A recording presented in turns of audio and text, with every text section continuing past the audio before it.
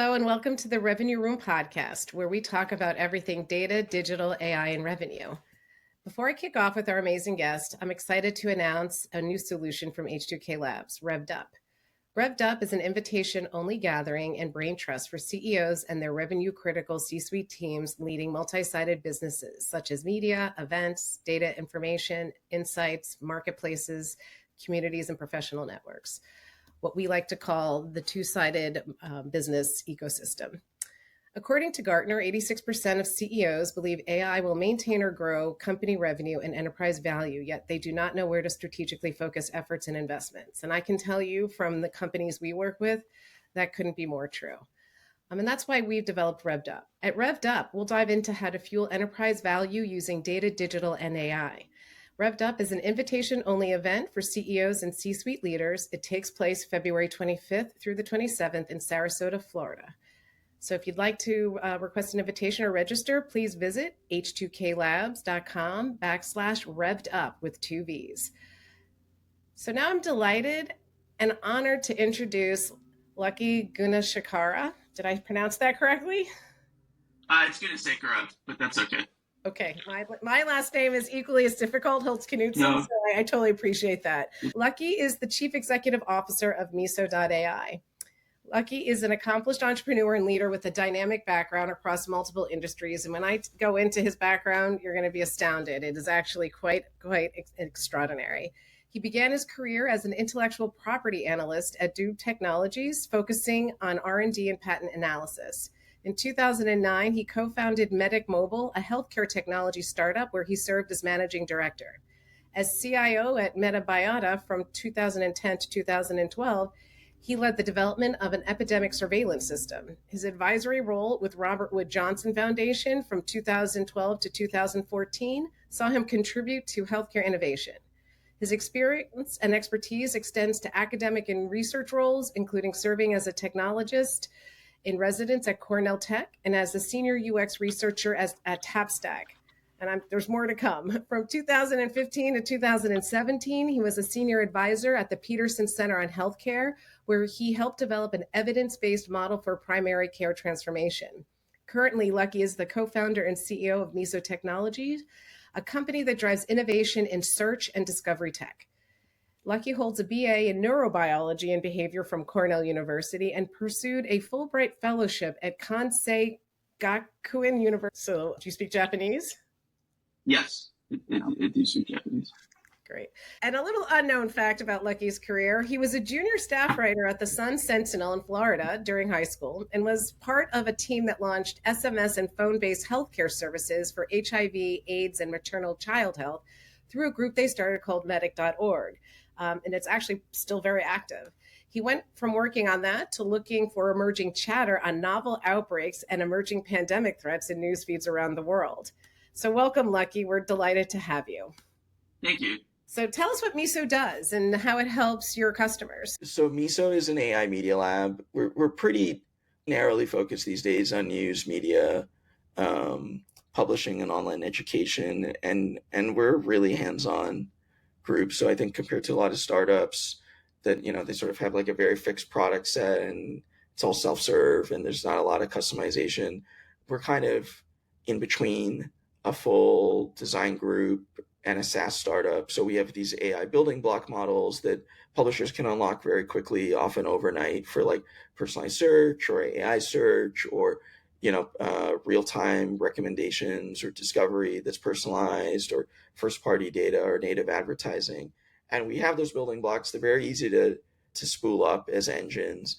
And then we train them with the publisher data that they have already got. We fine-tune them to be as high performance as possible. We launch them. So that's basically our core work. And there's customizations that we oftentimes have to do as part of that work to really make them high performance and align to the product and editorial side. The other thing that we do a lot is we have a labs division that's quite active that really does sort of novel R&D for publishers. This could be anything from, they might come to us and say like, hey, we've got this open data feed, that's relevant to our business. Say you're a patent law journal and, you want to look at all the USPTO filings. Those documents are super arcane. They're documents only a patent lawyer could love, honestly, right? They're not intelligible to most people. So in the labs division, we'll oftentimes take those types of initiatives on to say, okay, we got the data feed.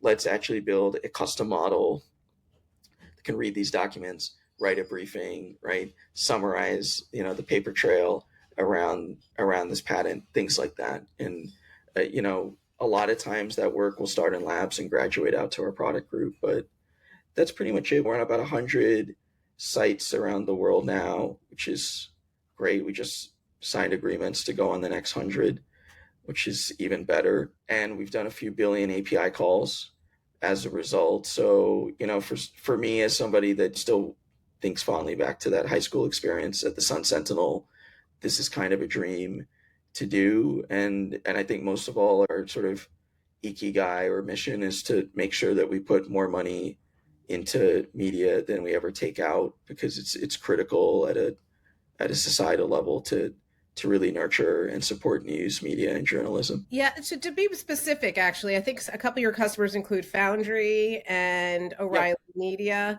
So, like, if someone were to go to a Foundry website, how would Miso be part of the customer experience? Well, like, one of the most visible ways is we have an answers product, which is our AI answers search product, which you can see pretty much on most of Foundry sites like macworld.com or CIO.com. This is a ultra low hallucination, grounded RAG search engine that basically, can answer questions against the archive of those titles and only the archive of those titles. And then the other thing that we've done that I think is a little bit different than a lot of other groups in AI search is that we actually really focus on the articles. We want to meet readers where they are. And so we embed in every article, questions that are based on the context of the article and further commentary in the adjacent articles. And what we have found is that these questions, which we call explore questions, they are just extremely effective at driving engagement. The click-through rates have been as high as 3% recently. And it kind of is really telling us that it's easier to present a reader with an interesting AI question to click on than to ask them to come up with one of their own, right? And so, 80% of the usage of our answer service is really driven by these questions. And then, in the actual answers themselves, there's all sorts of further things that we do in collaboration with Foundry. We have native affiliate ads. So if the answer on macworld.com is talking about the Apple Watch Ultra 2, the lowest price to get the Apple Watch Ultra 2 is right there through different affiliate partners. On CIO.com, you might ask a question about generative AI and cybersecurity, and we'll present the answer, again, strictly from the title and the network of sibling sites that you're on, but we'll also show a white paper from a partner discussing cybersecurity and Gen AI. And the engagement with those secondary touch points has been like extremely high. We've seen 10 to 25 times higher click-through rates than display. And so actually the impact revenue wise can be multiple. I mean, one is better advertising, inventory, higher quality click-throughs, impressions, right? Because it's very, and then the second thing, it sounds like, because you can push content marketing, that it could actually generate better and higher quality leads for advertisers who are posting that type of content. Yeah, we really kind of think about answers as a funnel at this point, right? By embedding interesting questions in the articles, you're able to basically drive page engagement, which is critical, of course, because that leads to more time on site. You'll get that click through to the answers page, which oftentimes has a display advertising there as well. And then answers itself is delivering not just the answer that drives further engagement, but also sort of complementary native advertising with affiliate or sponsor content. And that, like you said, generates its own additional revenue. So that's on titles that are on the open web without a reg or subwall.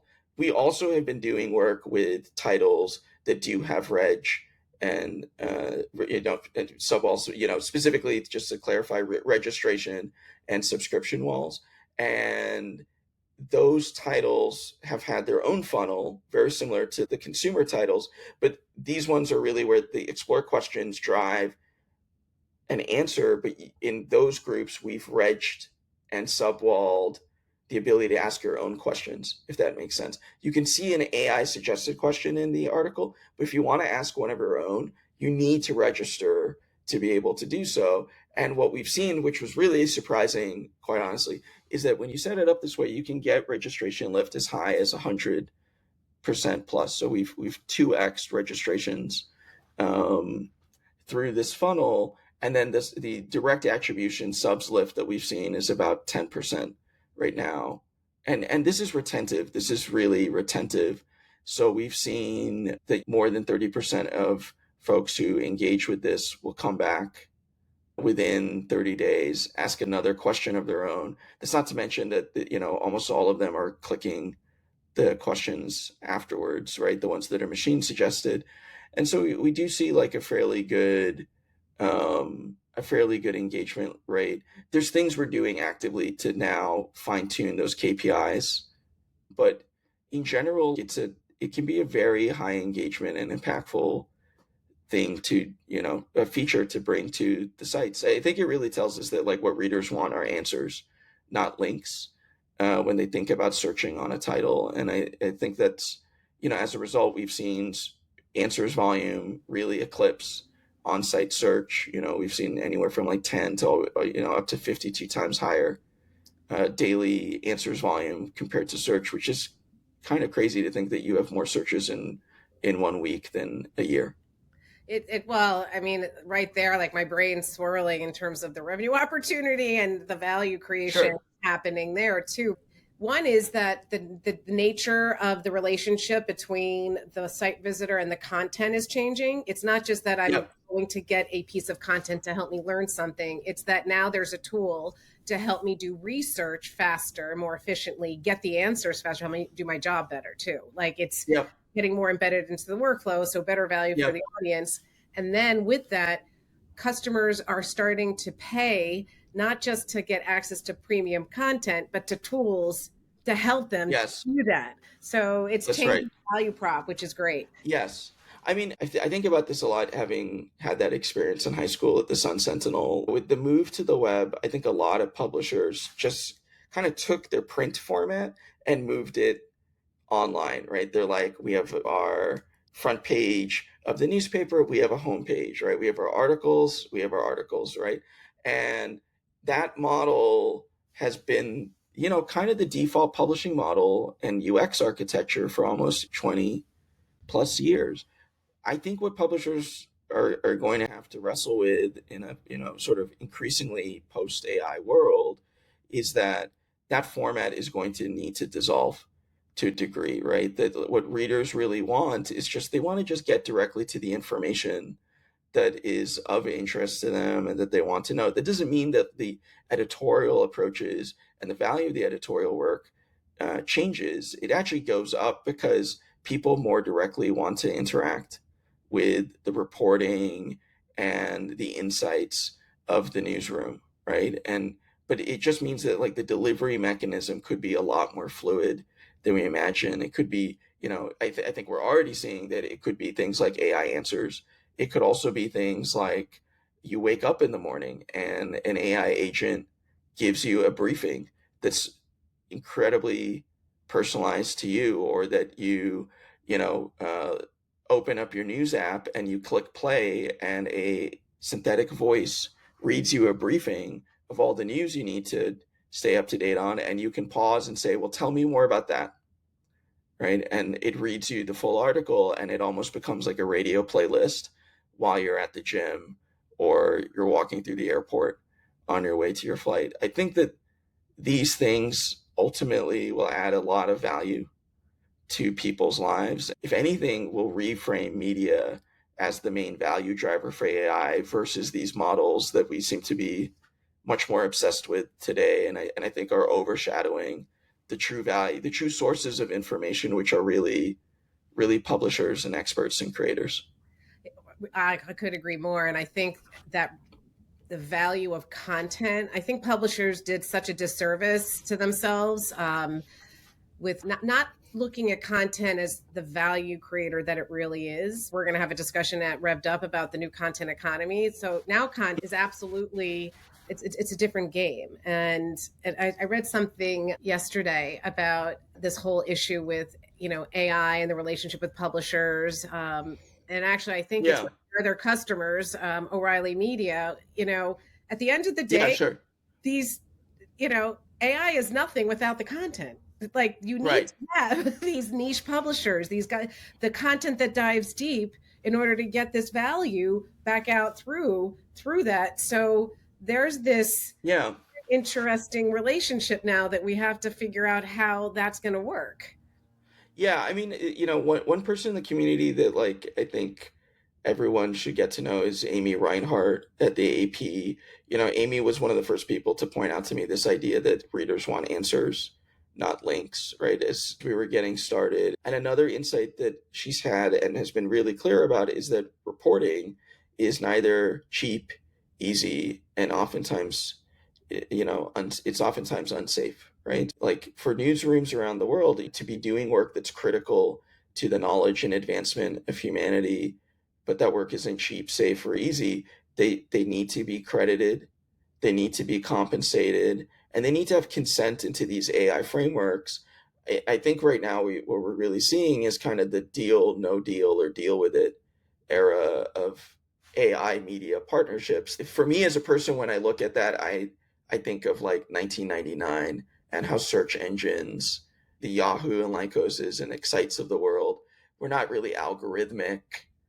They were sort of, selecting what they were going to index, who they're going to feature, all of these things. I think we're still a ways away from having a Google that truly, something like a Google for our era that truly values the open web, media and publishing groups, gives them a mechanism to participate, credits them, compensates them, and funds the ecosystem. Because if we just hollow all of this out, it's extremely bad for everybody. I mean, even at a level of social and cultural progress, media is extremely valuable for advancing humanity today. I'm 40 now. When I think back to being a kid, one of my earliest memories is being in London, and a lady walked up to my brother and I. I think we were at a playground or a park, and she screamed at us to go home, like go back to our home country, right? And it was one of those like really jarring experiences. And my parents, a few years later, said, "Okay, we're leaving. We're going to go to America because it's a much more welcoming place for immigrants, and you guys won't get pegged as outsiders. You'll just be an American, right?" And we did move there to a part of Florida, and probably a year in, someone blew up our new mailbox and spray painted "Go Home Again" on our driveway. I remember, helping my dad repaint our driveway. That experience was, I mean, painful. But when I think about today, like the advancement of civil rights, um, you just look at our election this year and you think back to being a kid in that experience, like that was unthinkable in that moment, gay rights, civil rights, women's rights, like so many things culturally, the way that we confronted the HIV/AIDS pandemic in Africa and mobilize resources and actually, meaningfully save lives, which was, as you said at the beginning, a big chunk of my 20s. The credit for that goes to media and news and publishers and educators because they woke the public up. They shared critical information about a key struggle, people that are trying to change the world, and we informed the public and people acted. That is the role of media. That's why it's so critical to a functioning society. Tech is not necessarily going to provide that through AI. In fact, I think all of the evidence we've seen so far is that tech platforms are deeply disinterested in playing that role and serving as that mediator. So again, we just really need to have a balanced relationship between tech and media because we need both. And as you said at the beginning, tech needs AI for the core content and up-to-date information that's valuable to the public, right? But they just need to pay more, frankly, than what they're doing today. Yeah, that was really insightful. And you couldn't be more on point with that. And again, I think one of the things that always kind of rankles me a little bit is when tech companies want to become a media company. And it's just like Right. no clue how hard it is to have Right. the depth of knowledge and the just the organizational construct and the P&L required to fund a livable, trustworthy media Right. entity. Right. Yeah, I think it's far easier to partner and pay fair revenue share to those groups, for the knowledge, expertise, and high trust information they provide. Hollowing out the ecosystem is not going to work Yeah. in the long term, and I think it almost creates a market pressure for the group that chooses to do so, like in terms of providing the support on revenue and credit and traffic. I talked about this on one of our other conversations, which is that revenue model, like the partnership relationship and the revenue model between the AI companies and these content media publishers. And one point you made, which I think is brilliant, is why aren't these relationships like like what happens in the music industry? You're Right. paying royalties on content that every time someone drinks it, or consumes it or whatever it may be, like it's Yeah. just like music. It's intellectual property. Yeah, I think that's again why this is such a weird inflection to me. Like it feels like so much is racing forward, of course, in the capabilities, and it really is pretty amazing that we're at that inflection where machines are able to understand natural language and complete tasks on request without any real programming involved, right? You can just prompt. That's a huge technical milestone for us as a civilization. But in other respects, again, I just feel like I'm back in high school and it's 1999 all over again. This feels very similar to the early search wars. It also feels really similar to Napster. And I think the lessons from Napster were that, of course, people preferred digital music as a format. There's no denying that. I think, again, people prefer AI mediated experiences when they're personalized, when they're trustworthy, when they're direct, and when the sort of immediacy of what they're looking for is delivered. Napster was just ripping off the music industry, and it created a lot of headaches for anybody that participated in that platform. And I think that what we are still waiting on is like an iTunes or Spotify like equivalent, right? A group that says, hey, we just don't need to do this. We'll build a better business model and we'll pay the sources of this information, revenue at a fair split that is more lopsided to them than it is to us because they're the ones that did the work and produced, the content. I think it is very doable, and we're thankful to be working with partners like O'Reilly on those types of capabilities. That's already live and already been paying royalties out to creators for their contributions to AI answers, which I'm sure we can talk about. But this should really be the norm, and for some reason, it's happening on the edges. But I think that will change over time. I think one of the reasons it's going to change also is that consumers are going to realize pretty quickly that the information that they like the most is just not in these services over time, because publishers, I think, will inevitably erect paywalls and block crawling from a number of different groups. And you will just find that your local or state newspaper is unlikely to be in these engines. And that's again because this is the deal, no deal, or deal with it approach that we're stuck with right now. It's not an open protocol. It's not a fair transaction basis. There's too many incentives for publishers not to participate than to participate. And it just is going to erode, I think, the consumer experience and capabilities over time.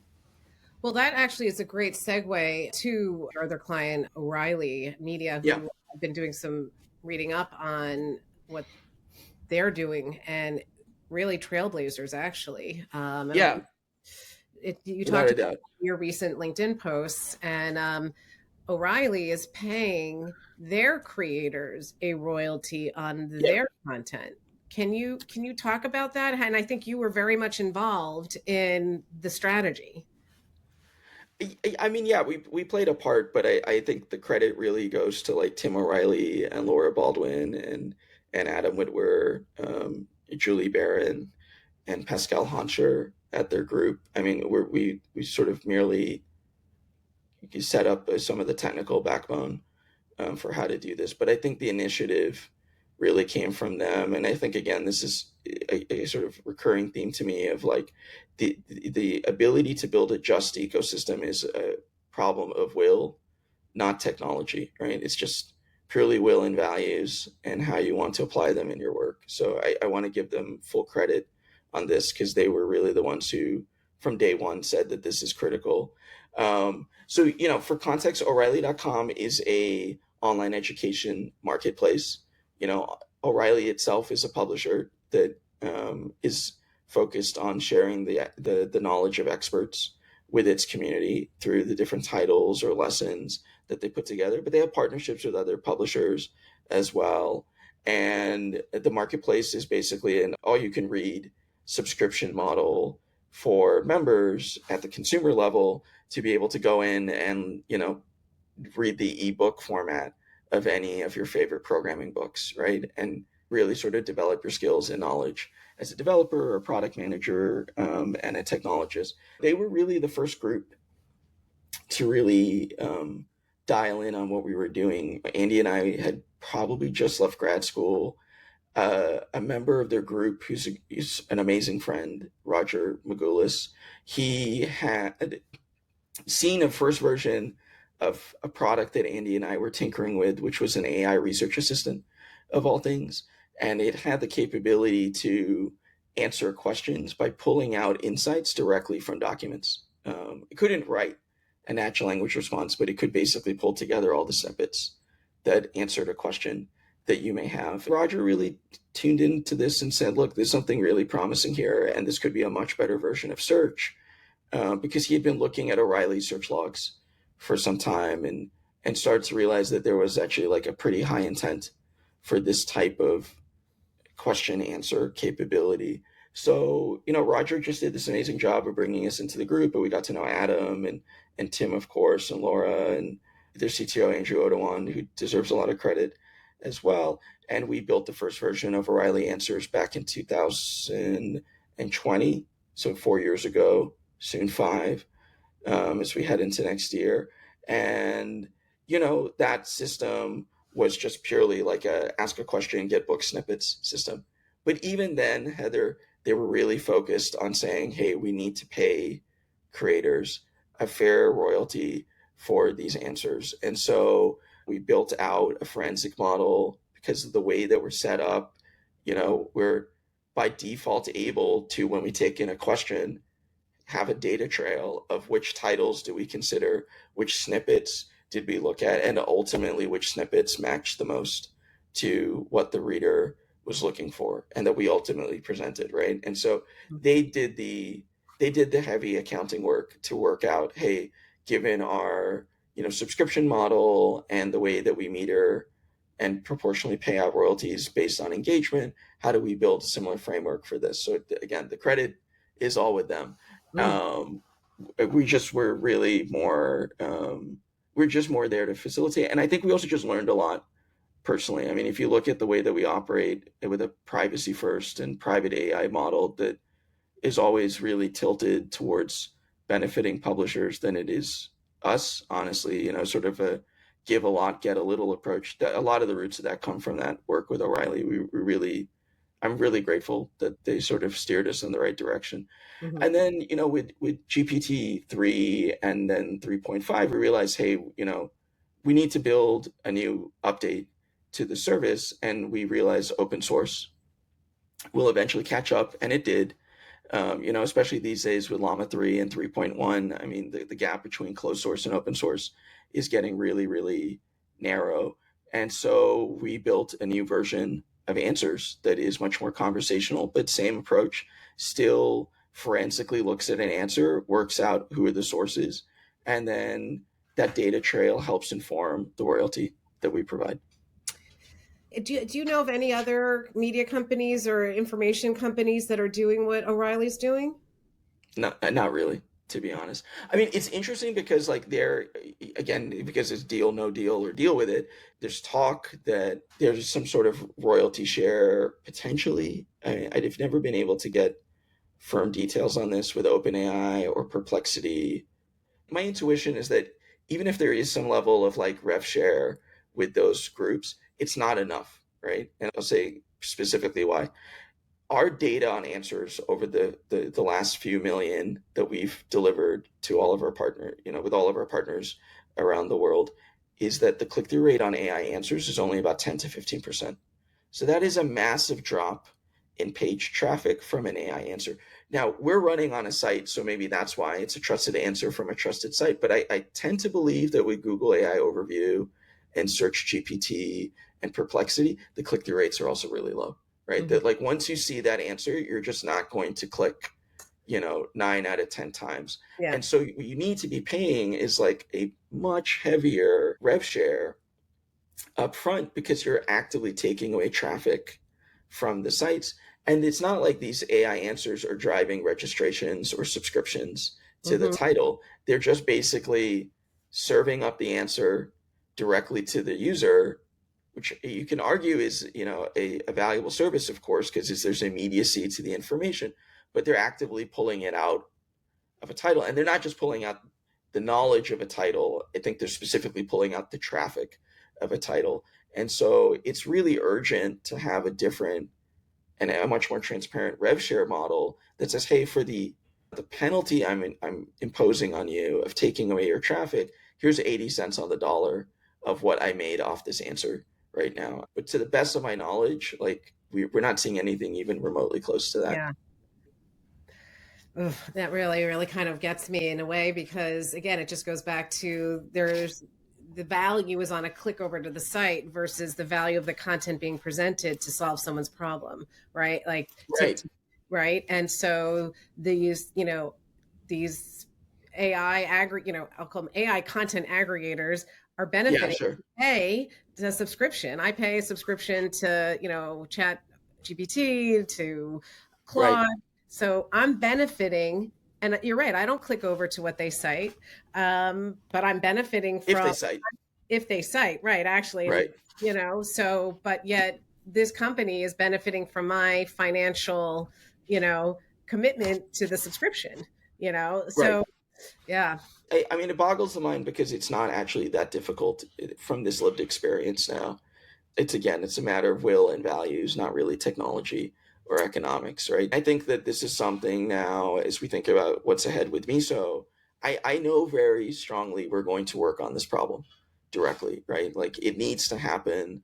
The market and the world just needs a more transparent and equitable framework for getting AI answers out to the public at scale from trustworthy sources and in a way that drives high rev share and credit and attribution to sources, and in a way that ideally would drive also registrations and subscriptions. I mean, imagine you have your personal AI agent, you're talking to it on a regular basis for topics of personal interest or professional work, right?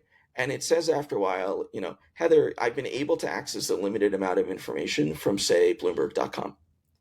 But for me to really access it to the frequency of what you're, the questions that you're digging into, we should sign up for a subscription. We should register for a trial. We should join, this monthly subscription framework, right?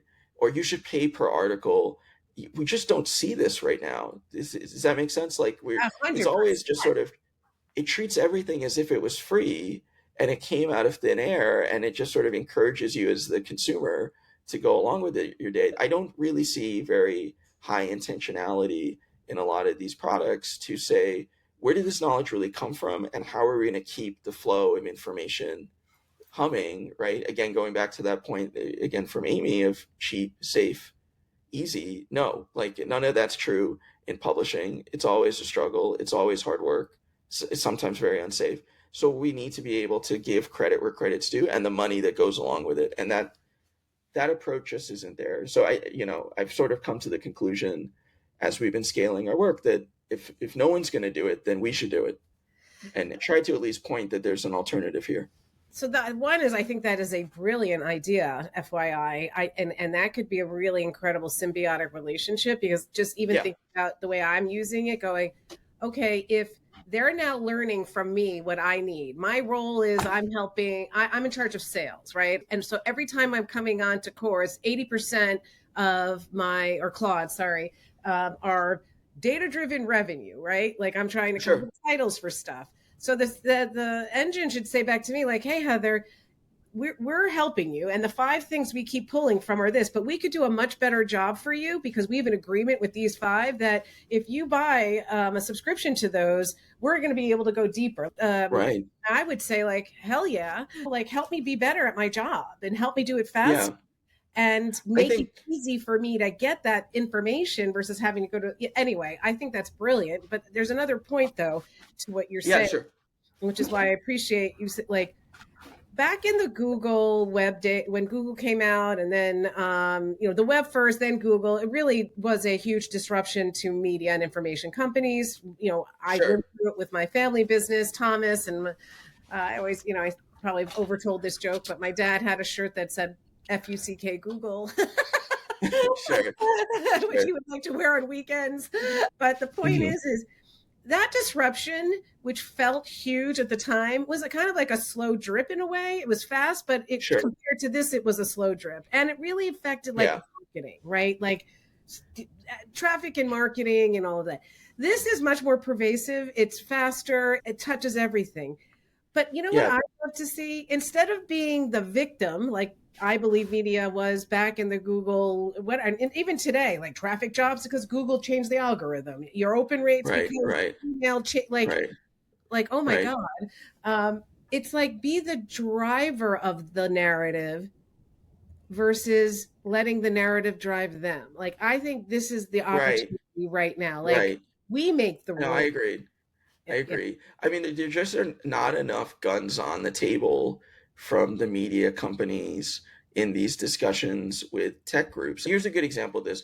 A lot of the media groups, when GPT-4 came out, you could sort of see, at least personally, you see a number of them go, okay, this is really impressive. There's no way we're ever going to build this. We should partner with OpenAI, for instance, and sign one of these agreements, right? And certainly take some of the money that's on the table. That comes with it. But that's ignoring one key aspect of AI today, which is that AI is open source. Llama 3 costs maybe 100 million plus to build, and it's free. It's free, and it's pretty good. I mean, most of our core models are based on Llama at this point, and the idea that you couldn't build your own service yourself, it might come down to people, it might come down to your product culture, engineering culture. I totally acknowledge that, but to give such a high degree of deference to something that is free, you're like, oh, look at this like amazing piece of technology, I'll never be able to get it. Yes, you can. You go to Hugging Face, you download the model, it's right there. Right? And I think that like tech companies in this era right now, they're really kind of positioning themselves as like, we're going to build AGI, it's going to be amazing, and therefore you need to defer to us because we know better where this is going to go. And it's kind of slowed down, I think, media organizations from just saying, wait, slow down. Let's just start from bare facts. It looks pretty clearly like you stole our information to power your service and all of your incredible revenue growth recently. Where is our cut of the revenue based on information, and how much of our information do you have? We're not even starting with that basic question. Instead, there was sort of this divide and conquer of these different deals. Different media houses partnered with different AI companies because there was cash and tech access for grabs. And there have been very few key lawsuits. I think like the Times is probably the most significant. You would have expected a real legal lawsuit rush in a moment like this. And I think going back to the Napster comparison, like the music industry and the movie industry certainly have already gotten this memo and act accordingly. That's why we've seen lawsuits against different model providers from different music labels to ask the core question: how much of our information did you steal? And what are you going to pay us in proportion to the money that you're making today. And if we look at those terms and say, we're not on board with that, what are you going to do to take out our information at this point? That basic question is not even being engaged with. It's kind of surreal when you think about it that way. It feels almost like a fugue state for why that's not happening. It's like Stockholm syndrome, honestly. It's Right. just like, all right, here we go again. Just, I got to, Right. take it in the gut. I think it's going to take some bold voices to make that change. And I think real world demonstrations of alternatives is really critical. Like, you're going to need contrarians that look at this and who care deeply about media. And like I said in my earlier remarks, like, and I'm again strong believer in this, right? Like, the great social movements start oftentimes with people, but they get amplified by the media, right? And a lot of positive change comes from that. So you're going to need contrarians who really believe in the media, value it, and know their own relative worth as a partner to the media to be able to build alternative systems. And again, I think that, like, you look at iTunes and what Apple did for the music industry, like, there's a clear alignment between them and the labels. It was a small bet. I'm sure the terms, maybe the labels wish were better in certain respects. There's always these types of, issues, but relative to Napster, a huge shift, right? And that opened up the door for Spotify and Apple Music and streaming rights down the line. I think that someone's going to need to step forward and say, hey, we're going to need to have a completely different approach for how we do this, and run a business model that allows them to be an 80-20 orientation. I know 80-20 sounds like, I don't know if that number is even achievable, but at least that general intention of giving more than you're taking from the transaction. So, I think that's increasingly like what we're looking to do with Miso, is like keep scaling. And I think we will build consumer products in the future. We're not there yet, but it's very clear that this is where we need to go. That's awesome. We could have this conversation for hours longer, but I think we're coming to our end. But before I do that, I want to ask a couple of fun questions. Sure. Tea or coffee? Neither. I guess technically tea. I drink matcha every day. A quick coffee this year after probably pounding espressos for the first 3 years of when my twins were growing up. So yeah, I'm on a much healthier kick now with just matcha tea. Twins, boys or girls, both? Identical twin boys. So that plus a startup. Yeah, not a lot of sleep. Yeah, not a lot of sleep in those early days, but but they're great. That's awesome. What's the most unusual place you've ever been to? And I'm sure this is a loaded question based on your history, your experience. Probably easily Mongolia was probably like the most. I mean, I've been really fortunate to travel around the world. Like, I got to work and live in East Africa in my 20s, and Japan. I did a graduate school fellowship with Fulbright there. But yeah, I would say like backpacking around the world pre-pandemic. I did that for about a year, and Mongolia was definitely one of those. It's just, you're just literally in a car and there's nothing. It's just, you're driving overland and it's just green plains and mountains, and then you like turn a corner and there's a desert. And people were just incredibly kind and welcoming. There's a rule out there that if you need a place to stay, you can knock on someone's door. And they're culturally, at least is what our driver and guides shared with us, there's a cultural expectation to welcome you in as a guest and get you a bed and some food for the night. And it was just a really amazing experience. I've never met anyone who's been to Mongolia. I've always been fascinated. It's like a country that just has been protected from the global society, how it's gone. Yeah. I mean, outside of Ulaanbaatar, there's like, it's really unspoiled at times, and it's really and just like very dramatic changes in scenery. So a really special experience to get out there and just meet amazing people. We had one moment where our car broke down, our brake lines weren't working. We could accelerate, but we were on an open plane, so we didn't need to brake hard or anything like that. So we'd accelerate and just coast. A guy came up on a horse and asked about why the car was driving funny, and our driver explained, and he goes, "Oh, well, I'm the local mechanic." And we were looking around. There's nothing, right? This isn't like we're not in downtown Miami or something. We're just on an open field that goes on as far as you can see. So we followed him on his horse, and true enough, he was the local mechanic. He had a shipping container full of car parts, and he took out an hour to help us fix the brake lines. My wife and I helped his wife carry yak milk back into their yurt, and we sat with his kids, and we drank tea and had a homemade snack, and Wow. it's just really, That's a great experience. and the best part was that he pointed at me and said, "I've never met somebody from South Asia, and I'm the local wrestling champion. So do you mind if we go outside and wrestle?" And I was like, "No, because you're gonna snap me like a twig in 5 seconds flat." And That's amazing.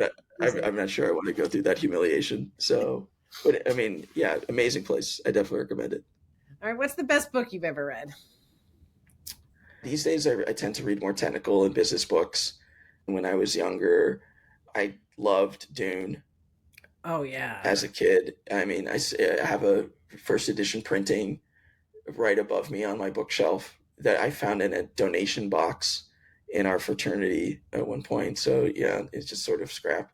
And then Tim also from O'Reilly, he wrote a book about Frank Herbert that's up there too. So, Dune is a book I do really have a sort of personal attachment to. You sort of just read it at that age, and it changes your idea of the world. The other thing I read a lot is just travelogues. I mean, I had a pretty bad accident in my 20s that put me in the hospital in Florida, and kept me at home on PT for a long time. They had to wire my jaw shut, and I had to get metal plates in my arm. You're not going anywhere. You're young. You feel a little bit trapped.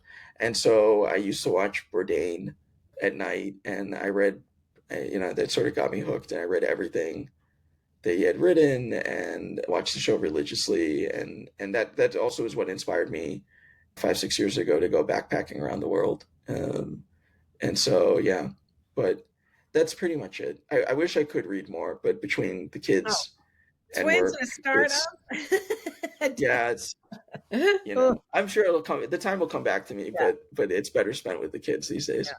Actually, just quick little thing on Bourdain. I lived in New York, 1 block around the corner from his restaurant Les Halles, and so I met him there. And I mean, God, now knowing him, like who he was, I mean, I wish, and I was there all the time. I wish I had actually, I don't know, been a little bit more proactive in. He was very friendly, actually. He would come up to the table and to ask how the roasted chicken was his with the fries for the specialty there. Right. But, Right. Yeah. No, he just really opened up the world for a lot of people. And I think a lot of young people who didn't even know that type of a life was possible. He sort of really opened people's eyes. So yeah, but I'm sure I'll get more free time to read books on a beach down the line. Well, how can people get in touch with you? I think the easiest way is just go to Miso.ai. We have live chat there 24/7. It's oftentimes me. So you can just message me there. Our answer sandboxes are free, so a lot of groups would just sort of go and make a request for a given title, and that's oftentimes how we'll start to work with the team. I'm also on LinkedIn. Perfect. Well, we're going to continue this conversation with Lucky at Revved Up 2025. He's one of our speakers, so we'll be very fortunate to be able to dive deeper into some of these topics. And if you attend, if you're a CEO or C-suite leader in media events, data information, make sure to visit H2K Labs /Revved Up 2 V's to learn more about what we're going to be talking about and to register. So with that, I'll bid everyone adieu. Thank you so much, Lucky, for joining us today. Yeah, thank you. I enjoyed it.